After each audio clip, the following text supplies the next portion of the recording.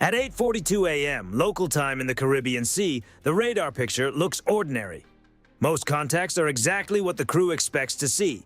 Distant commercial traffic and slow-moving vessels staying in familiar lanes. Nothing stands out. Nothing feels urgent. Then, almost at once, 8 new surface contacts appear. They do not emerge one after another. They show up together, spread just far enough apart to feel coordinated rather than accidental. The radar operator pauses and zooms in. Every contact is holding a steady course. No AIS. No identification signal. No commercial signature. 8 ships, completely silent. The officer of the deck leans in for a closer look.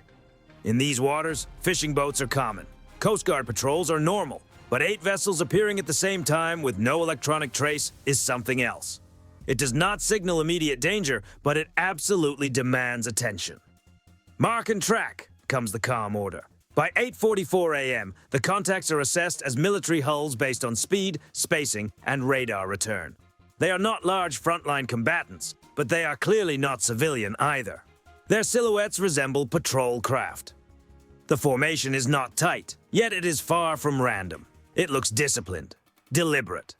Out on deck, the sea still seems almost too calm. No visible smoke, no sharp maneuvers, no engine noise cutting through the air. From a distance, it would look like nothing more than a U.S. Navy ship moving steadily through international waters beneath a clear sky. Inside the ship, the atmosphere changes. Not panic. Focus. By 8:46 a.m., long-range optics are online. The camera feed confirms what the radar already suggested. Gray hulls, angular profiles, naval paint, Venezuelan warships, 8 of them. Spread wide, approaching from multiple bearings, closing in without rushing. No radio call, no warning, no acknowledgement. That silence matters. At sea, standard maritime conduct is straightforward. When military ships meet, there is usually some form of communication. A hail, a signal, something that clarifies intent. Silence leaves room only for interpretation, and that is where mistakes begin.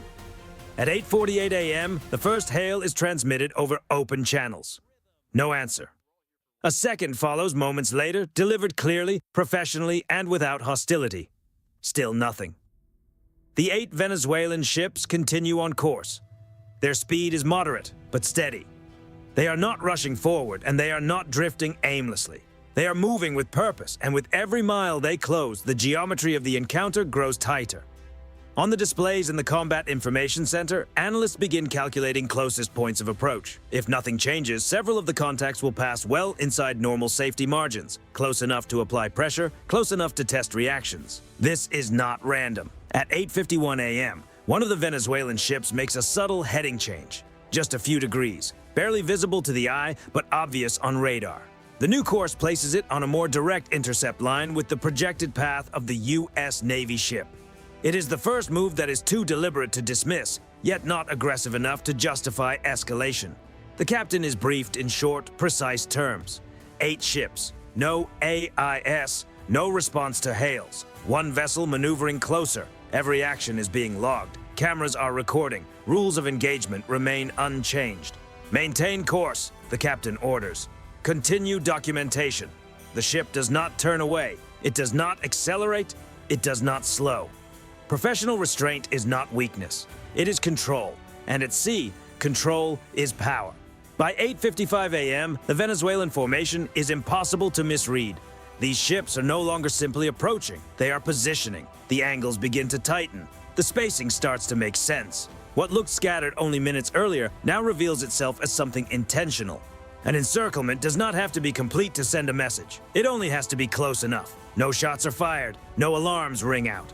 But the calm of the Caribbean has changed. Something has begun out here at 8:42 a.m. And whatever the original intent was, when those 8 contacts first appeared on radar, the next decisions will determine how far this encounter goes.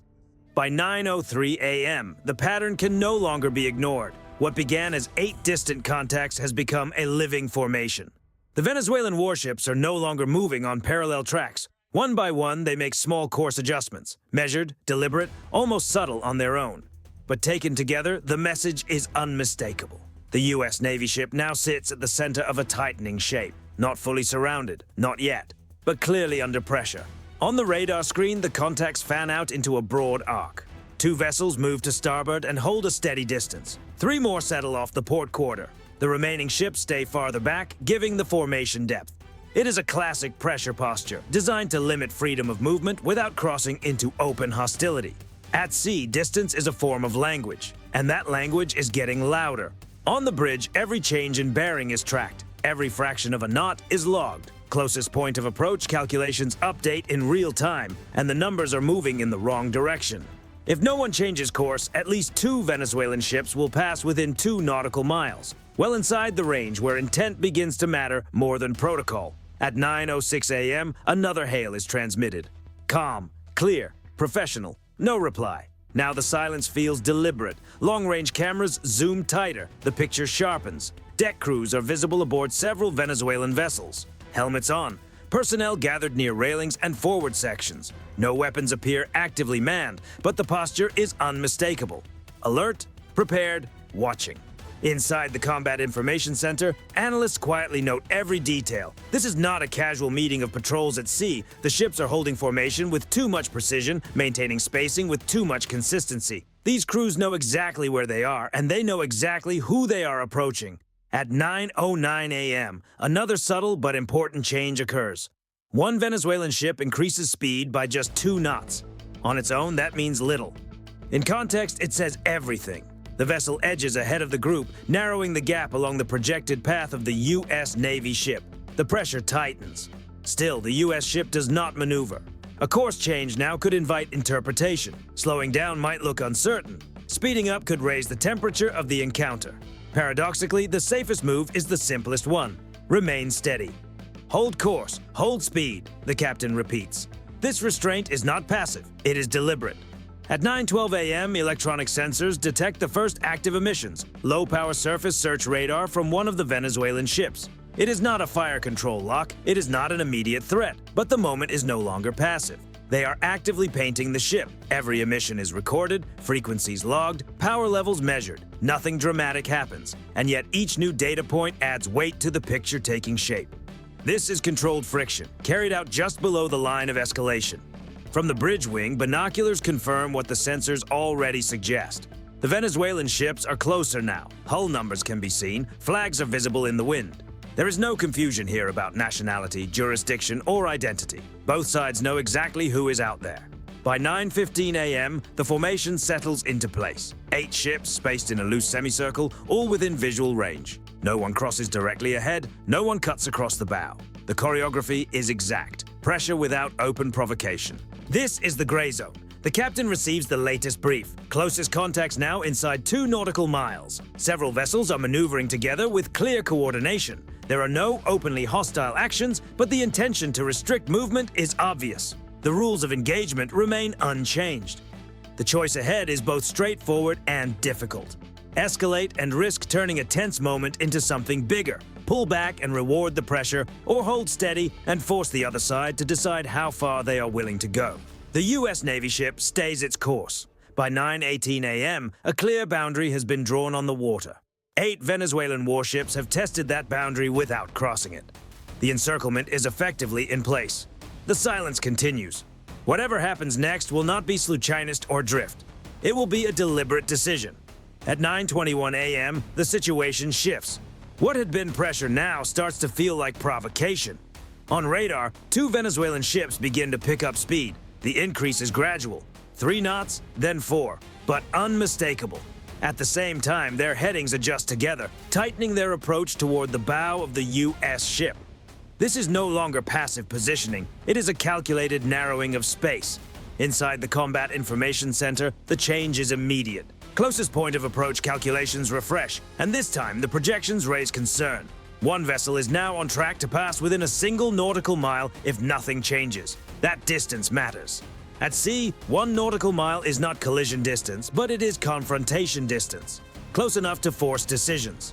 Close enough that every movement sends a message. At 9:23 a.m., another hail is transmitted from the bridge. Firm, direct, repeated in both English and Spanish. The wording is precise, leaving no room for confusion about position, intent, or expectations. No reply. Instead, one Venezuelan ship adjusts its course by a few more degrees, cutting even closer to the projected path of the U.S. vessel. The movement is smooth, controlled, and clearly intentional, the kind of action meant to provoke a reaction without triggering an immediate response. The bridge crew watches as the geometry tightens. "Log the maneuver," the captain says. "Continue recording." By 9:25 a.m., sensors pick up another active radar signal. A second Venezuelan ship briefly switches from passive observation to active scanning, sweeping the area with low-power pulses. It is not a targeting action, but it is no longer neutral. Boundaries are being tested. Electronic warfare specialists capture everything. Frequencies, duration, timing, each detail is stored. This is no longer just awareness. It is documentation, evidence in case the situation develops further. On the horizon, the ships are now close enough that individual movement on deck is visible. Sailors shift positions. A small group gathers near a forward-mounted weapon on one vessel. The system is not in use, but the visual message is clear. Pressure without contact, intent without open escalation. At 9:27 a.m., the captain calls senior watch officers to the bridge. The situation is summarized quickly. 8 ships, 2 maneuvering more aggressively, multiple active radar signals. No communication, no weapons actively engaged. The rules remain clear. There has been no direct hostile action, there is no justification for force, but there is also no obligation to yield. "Prepare aviation option," the captain says. The order moves through the ship, calm, controlled, decisive. Below deck, the flight crew responds with practiced precision. No alarms, no urgency. This is not an emergency launch. It is a deliberate increase in visible presence, a signal that can be seen, understood, and recorded without a single shot. At 9:30 a.m., the Venezuelan ship closest to the bow increases speed again. The projected passing distance drops even further, now under a mile. Its wake stretches behind it, cutting sharp white lines through the blue water. The message is clear. Inside the Combat Information Center, someone states it plainly: contact maneuvering with intent. That wording matters. It is not a declaration of hostility, but it is the final step before escalation protocols begin.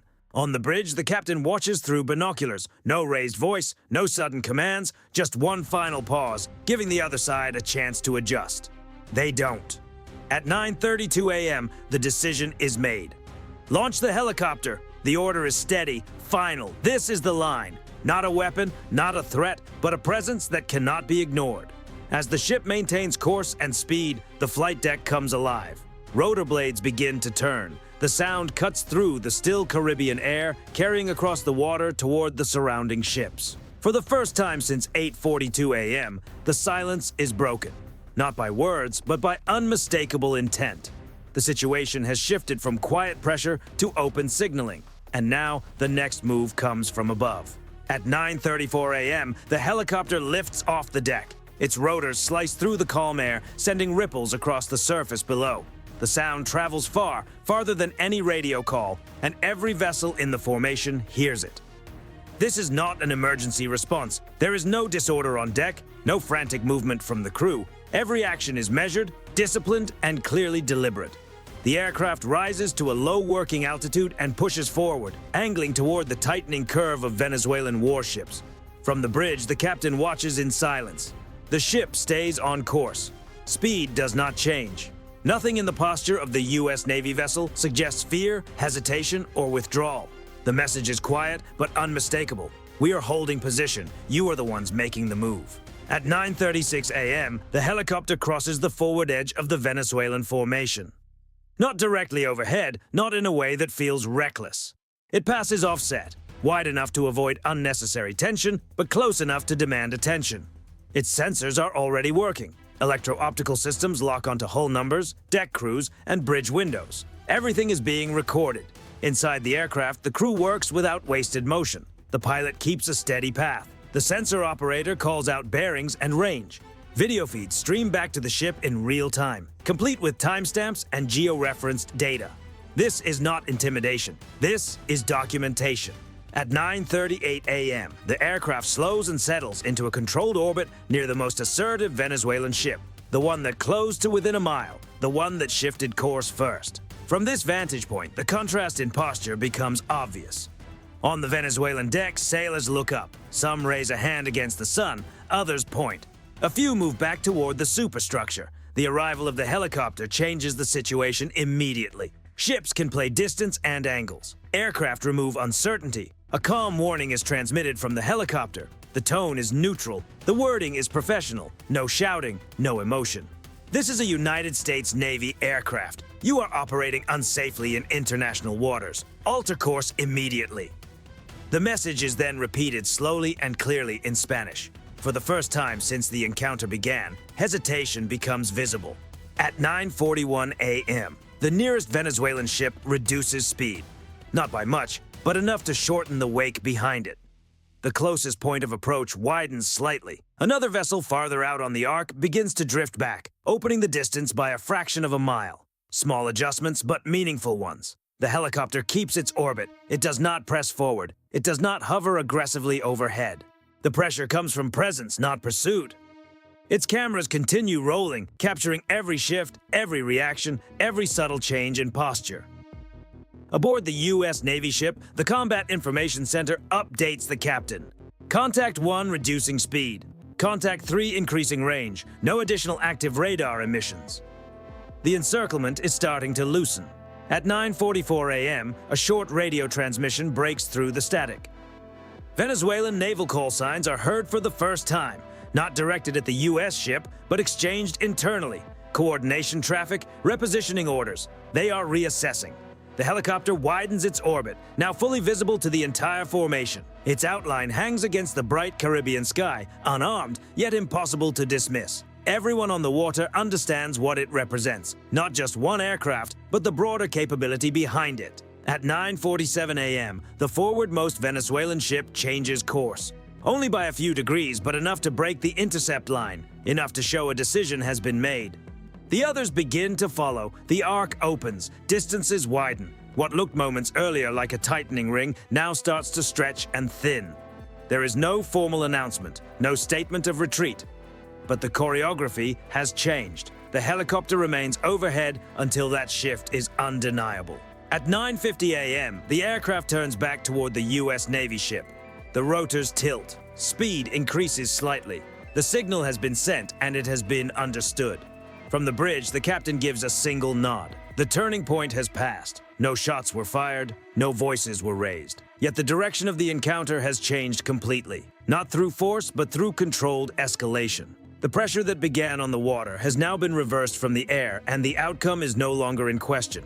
By 9:52 a.m., the balance of the encounter is gone. The helicopter settles back onto the flight deck with practiced precision. The rotors slow down, and the deck crew secures the aircraft with practiced precision. From the outside, everything looks routine. Just another takeoff and landing under clear skies. But on board, everyone understands the significance of what just unfolded. The momentum has shifted, and it has shifted decisively. On the radar, the Venezuelan formation begins to lose its structure. The tight arc that once pressed inward starts to break apart. One ship increases its lateral distance, another drops back, its speed falling below the rest. The vessel that had come closest, the one inside a mile, now holds a steady course that no longer challenges the U.S. ship's path. No radio message comes through, no explanation, none is needed. At sea, movement speaks louder than words. At 9:55 a.m., the captain calls for a final status check. All contacts remain, but their behavior has changed. What was once restrictive is now observational. Passive radar only, no new emissions, no intercept courses. The message has been received. The U.S. Navy ship does not change anything. It does not slow down. It does not speed up. It does not adjust course to underline the moment. Instead, it continues exactly as before. Steady speed, steady heading, composed and disciplined. That is how control is asserted quietly. To change now would suggest the pressure had an effect. It didn't. From the bridge wing, the Venezuelan ships are still visible, but the gap is growing. Their wakes now angle away instead of inward. The formation that once looked coordinated is dissolving into individual ships making their own decisions. At 9:58 a.m., one vessel turns farther south. Another shifts slightly west. The rest trail behind, keeping visual contact but no longer closing distance. The encirclement is over. Inside the Combat Information Center, the final logs are completed, timelines are locked, video is archived. Radar tracks are saved. Every maneuver, every signal, every course change is preserved with exact time and position. This is more than a report, it is a record. Situations like this rarely end with anything dramatic. They end with documentation. At 10:02 a.m., the captain receives the last update. No vessels maneuvering with intent, no active sensors, no safety concerns. Maintain normal operations. That's all. No announcements, no celebration, no dramatic ending. The ship simply continues forward. But what happened here leaves a lasting impression. 8 Venezuelan warships applied coordinated pressure without a single shot.